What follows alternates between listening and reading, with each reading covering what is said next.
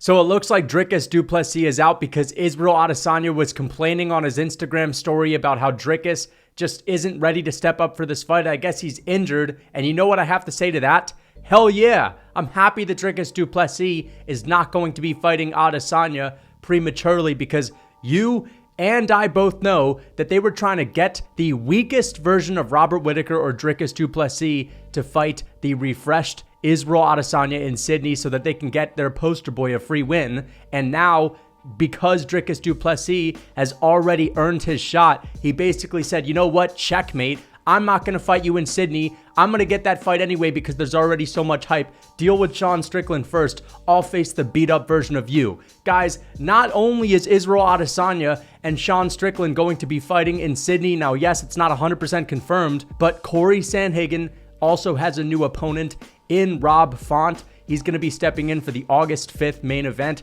I cannot wait for that fight. But guys, let's just get back to the first thing that I was discussing in Adesanya, and we'll talk about the Cory Sandhagen and Rob Font fight in a little bit, but I just got to say this at first. And to be fair to Adesanya, I can completely understand why he'd be annoyed, and he has every right to go at Dricus Du Plessis and to shit on him right now, because although the fight was never official, and it's not like Dricus is pulling out of a fight because it wasn't signed to begin with, the fight was assumed. As soon as him and Robert Whittaker signed to fight, everyone assumed that that was a #1 contender spot, and the winner is going to face Izzy in Sydney. Now, yes, it's a little bit sketchy because the winner would have been beaten up most likely, and that's basically giving Izzy some handicapped fighter that's just going to be rushing into another training camp and is most likely going to show up not the best version of themselves. But Dricus was kind of telling us that he was going to beat up Whittaker and then fly over to Sydney to beat Adesanya up there too, and he's not going to be doing it.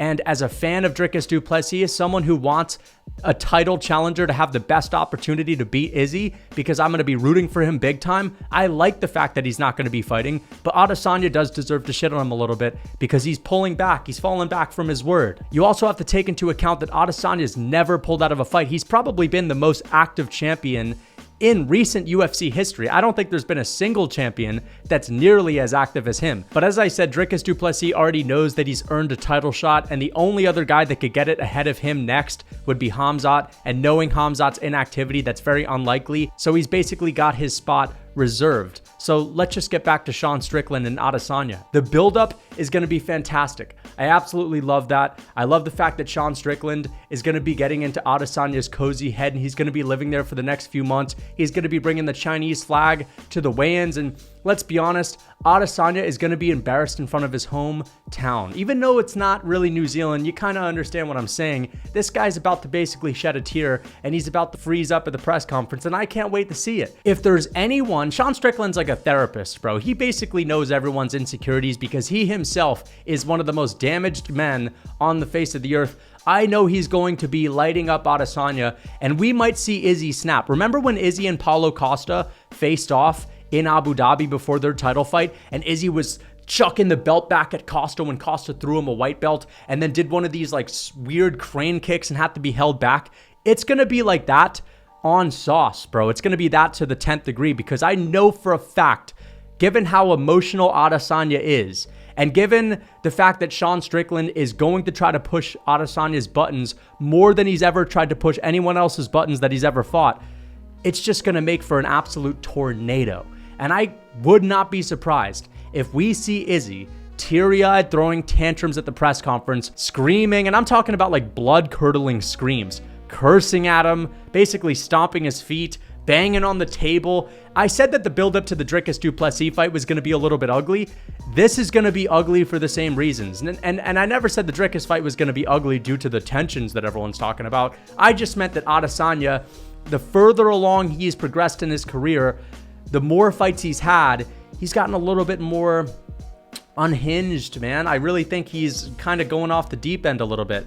And we already know Sean Strickland's off the deep end, and Strickland doesn't even give that much of a fuck if he loses the fight, as far as I'm concerned. He just wants a title fight. Of course, he's actually going to try to win, but guys, I just can't wait, because I think that Strickland's going to be ready for Izzy. And man, imagine if he were to just go in there, start popping Izzy with the jab and calling him a pussy.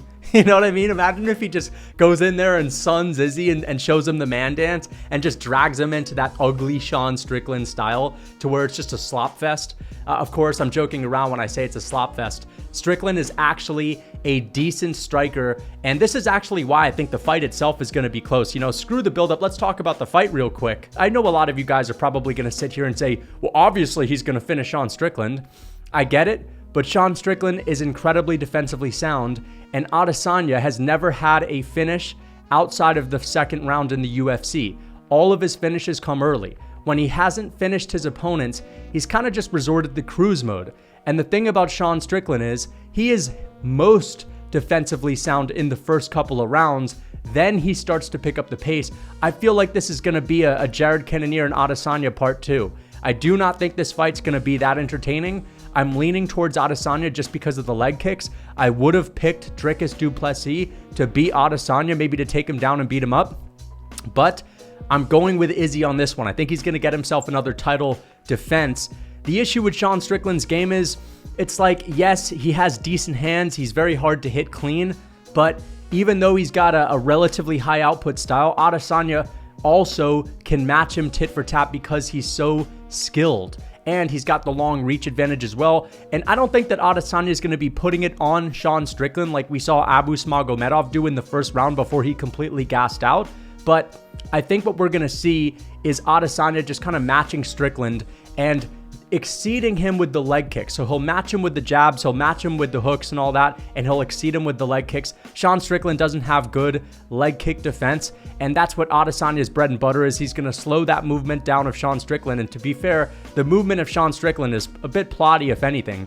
And I think we're just going to see a measly decision. I'm probably going to go with a 49-46 decision win for Adesanya, maybe even a 50-45, just because even though it'll be close, it's going to be one of those fights where Adesanya is just landing, one punch extra than Sean Strickland, and we'll probably all be asleep as the fight ends, and we're all going to be saying that's another stinker on the board for Adesanya, and I'm going to be saying, is this really your number one striker in the UFC? That's goddamn laughable. You're supposed to beat this guy's ass. Now, guys, all jokes aside, Sean Strickland is actually a pretty legit contender in the middleweight division, and this is why I'm saying it's a decision and not a domination from Izzy, because unless Izzy gets him with that same left hook setup that Alex Pereira caught him with, and Izzy doesn't really have the same power. He does hit hard in the early rounds, but he's not going to put him away. And Strickland has made it a mission to just drag people into that little dirty boxing range, and he's able to get the better of people. And Adesanya's hands, say what you want, outside of the big winging hooks and the beautiful right hand that he has, he doesn't really have all that much to offer in the boxing. So it's not like this is going to be a total washout. That's all I'm going to say.